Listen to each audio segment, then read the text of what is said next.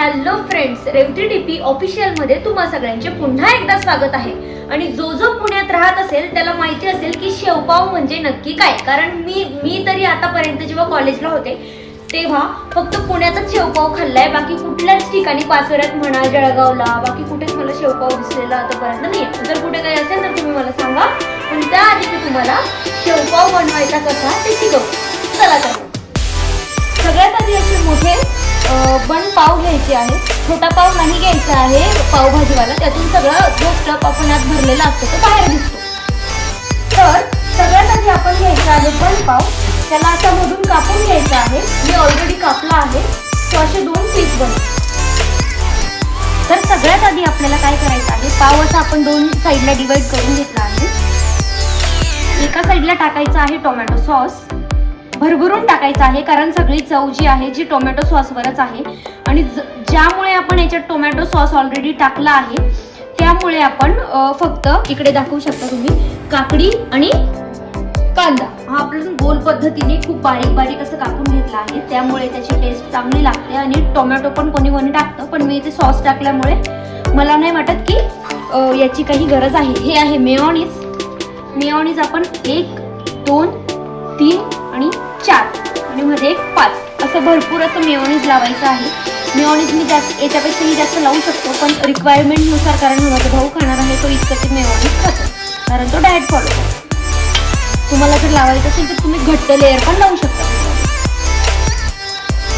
हे अशा पद्धतीने मेयोनीज लावल्यानंतर इथे आपण पुदिन्याची चटणी बनवली आहे घरगुती, तर ती अशी याच्यावर आपण स्प्रेड करू.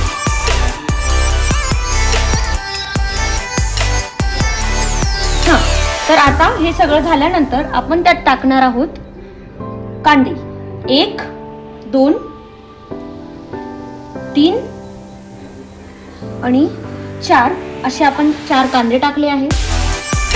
4 आपण नावाला काकड्या पण टाकून देऊ, म्हणजे अनहेल्दी गोष्टीला आपण हेल्दी बनवण्याचा प्रयत्न करू. आणि आता टाकणार आहोत त्याच्यावर चवीनुसार कांदे आणि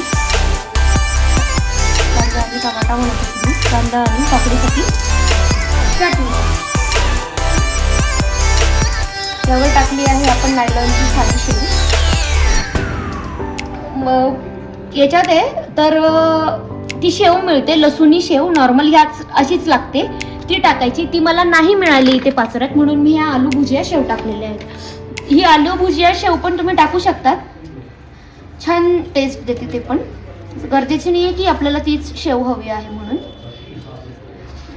तर या पद्धतीने असं भरपूर असं शेव टाकल्यानंतर आता माझ्या फेवरेट गोष्टीची वेळ आलेली आहे, ते आहे चीज. चीज आपण आपल्या घरी असं काही असेल तरी म्हणतात किसनी. हा, तर कधी नवत गॅस वाट्याजवळ आल्यावर असं होतं. तर त्यात आपण भरभरून असं चीज टाकलं आहे. आणि ज्याला वरतून घ्यायचं असेल तो वरण पण चीज आपण त्याच्यावर टाकू शकतो. तर हे आपलं इथे असं तयार झालेलं आहे. नावाला परत आपण थोडासा याच्यावर चाट मसाला टाकू आणि ते करायचं आहे आता पण ह्या पद्धतीने पूर्ण चाट मसाल्याचं म्हणते आहे. या पद्धतीने पूर्ण जे शेवपाव आहे तो आपला कच्चा रेडी झाला आहे. कोणी कोणी असा पण डायरेक्ट सर्व करतं, पण त्यातलं चीज वगैरे सगळं स्प्रेड व्हायला पाहिजे म्हणून आपण त्याला तव्यावर जरा शेकूया. तर इथे आहे माझ्याकडे अमूलचं बटर. तर हे बटर मी घेतलं, तव्यावर टाकलं, त्याला असं पसरवलं.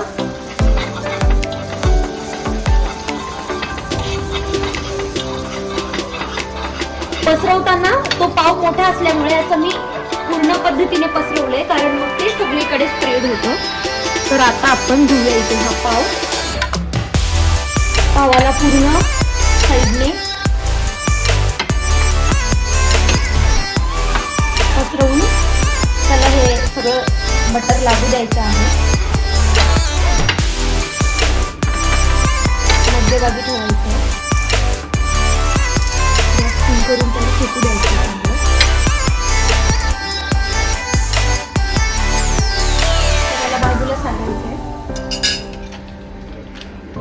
थोडं बटर घ्यायचं, बटर त्यावर टाकायचं, चांगलं स्प्रेड करायचं, गॅस कमी करून घ्यायचा. झालेलं आहे. यातून आता उलटं करताना थोडं जे स्टफिंग आहे आपलं ते बाहेर पडू शकतं, पण न घाबरता तो उलटा करायचा आहे. त्याला परत पूर्ण साईडने फिरवून घ्यायचं आहे, जेणेकरून सगळं जे बटर आहे ते फ्लो करायचं.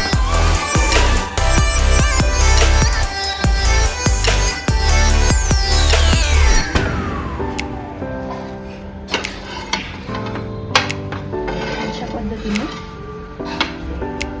गॅस परत थोडा फुल करून म्हणजे जे आहे हे साईडला करून द्यायचं आहे. वेळोवेळी ते साफ करत राहायचं आहे. तर अशा पद्धतीने त्याला पूर्ण असं जास्त काळं न होता असं थोडं शेकून घ्यायचं आहे. आणि हा तुमचा शेवपाव रेडी आहे.